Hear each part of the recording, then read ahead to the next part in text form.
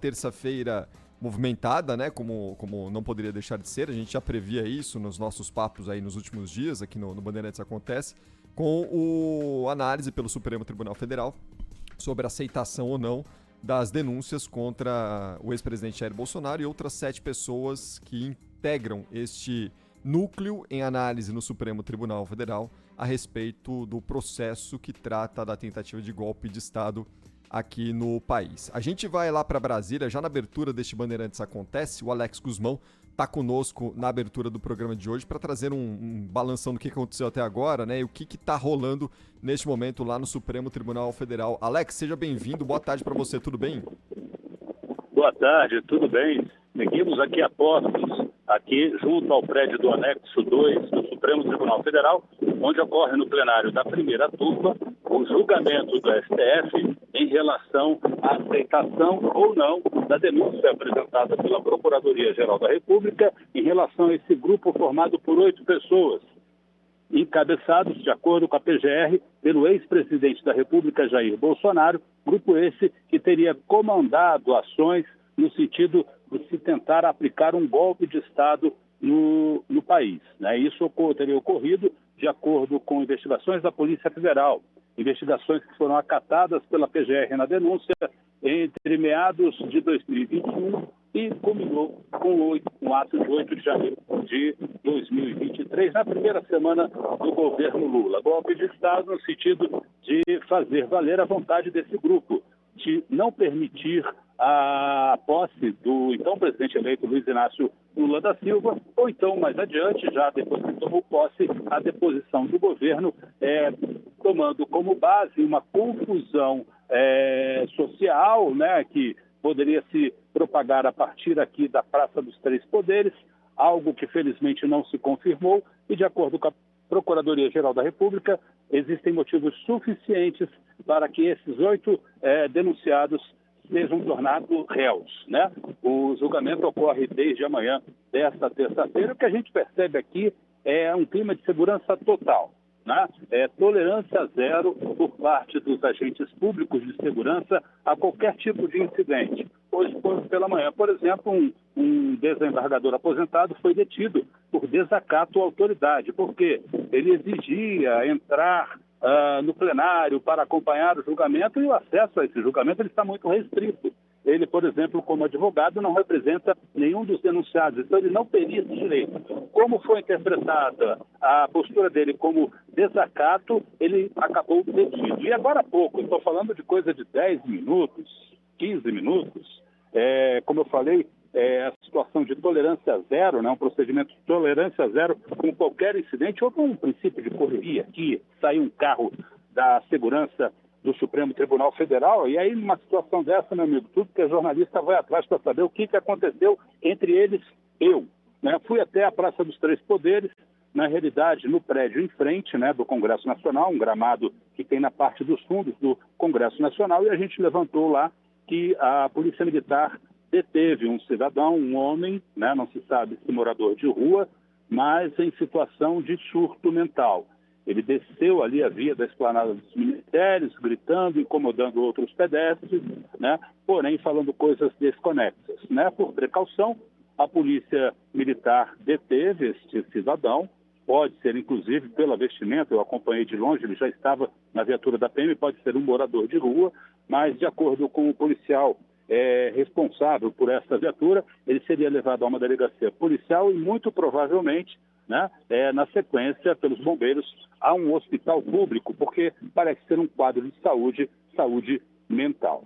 Tirando isso, situação tranquila aqui onde a imprensa está instalada, né, acompanhando todo esse processo, todo esse julgamento da aceitabilidade ou não dessa denúncia feita pela PGR. Antes dessa sessão começar, eu conversei com um deputado do PL para perguntar para ele como é que foi essa decisão do ex-presidente Jair Bolsonaro de última hora aparecer aqui no Supremo Tribunal Federal para acompanhar de perto, frente a frente com os ministros da primeira turma do STF, o julgamento. E esse parlamentar, que é do PL, disse que toda terça-feira pela manhã, parlamentares de oposição, principalmente do Partido Liberal, partido de Bolsonaro, eles fazem uma reunião ali por volta das 10 da manhã, para alinhar pauta, discursos, né, temas a serem tratados, temas políticos a serem tratados na Câmara dos Deputados. Essa reunião acontece geralmente 10 horas e ontem à noite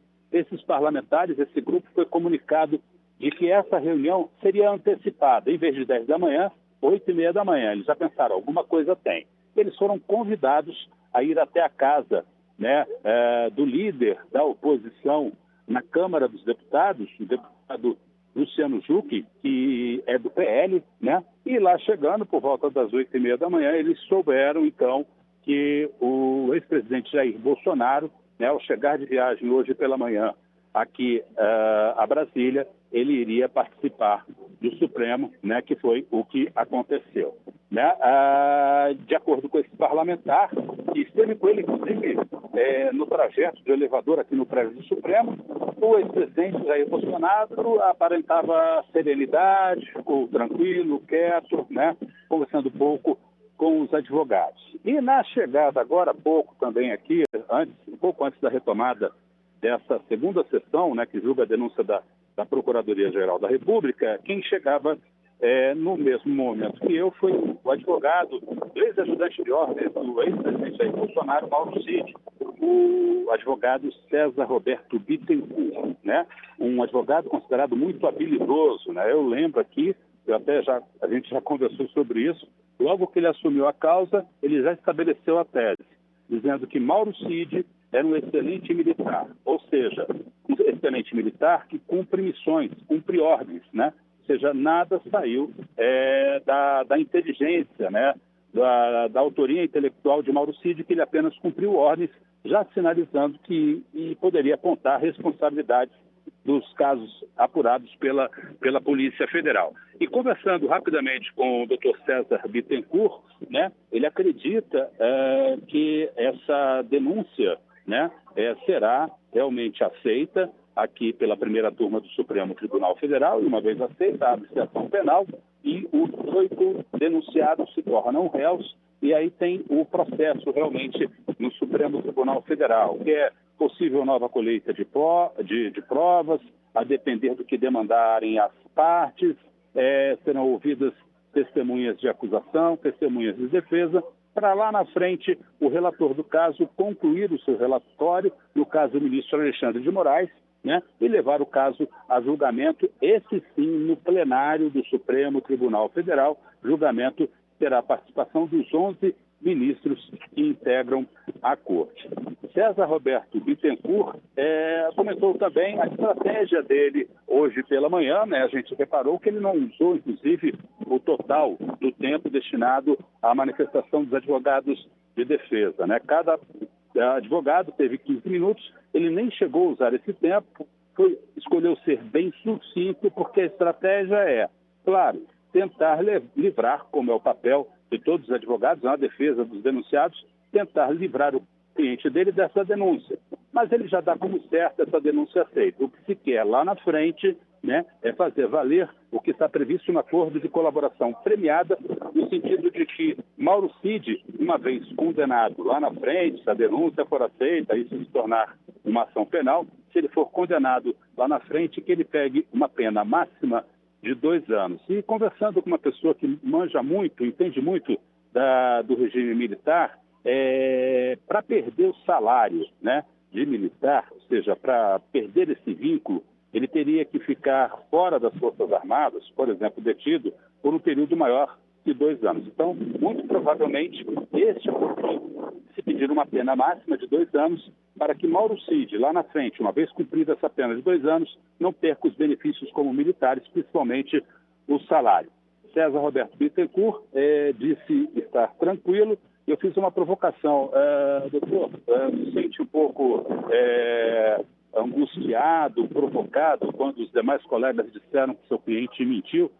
Ele confirmou que sim, mas disse que a estratégia, a experiência, dizem que o momento realmente é de ficar quieto. Então segue aqui o julgamento agora dessas preliminares. A primeira já foi derrubada, né, que levantava a suspeição dos ministros Dino, Zanin e Alexandre de Moraes, foi derrubada por 5-0, né, por unanimidade, e até o começo dessa fala com vocês, eles estavam julgando, no caso, a situação da primeira turma, ou seja, se seria um colegiado que poderia decidir sobre essa denúncia apresentada pela PGR ou não. Agora, a tendência é de que sim, até pela jurisprudência do Supremo Tribunal Federal, como disse agora há pouco a ministra Carmen Lúcia. Acabou de acabar, viu, Alex?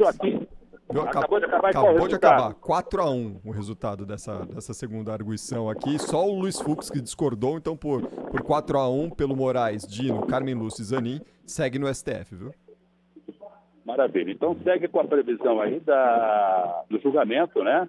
Da análise das próximas preliminares. O ministro Alexandre de Moraes não chegou a relatar quantas são, né? Mas o que está previsto nos procedimentos dessa sessão é que após a superação desses procedimentos e a tendência de que todas as preliminares elas serão derrubadas, aí sim o ministro Alexandre de Moraes, relator da denúncia da PGR, né, apresente o seu relatório no sentido de pedir, né, a abertura de uma ação e, na sequência, votarão os demais ministros. Quanto a isso, há uma controvérsia. Há pessoas que acreditam que essa decisão final, que na minha opinião é o mais provável, fique para quarta-feira. Agora, um advogado me disse que pode ocorrer, sim, do voto do Alexandre de Moraes ser um pouco mais longo, mas que dos demais ministros poderão ser votos mais breves, o que permitiria, em tese, a finalização, a conclusão dessa análise hoje, mas é de senso comum aqui que amanhã a gente vai estar de volta aqui no Supremo Tribunal Federal para acompanhar a conclusão desse julgamento. Voltamos a São Paulo. Um forte abraço a vocês e aos ouvintes do Acontece. Obrigado, Alex.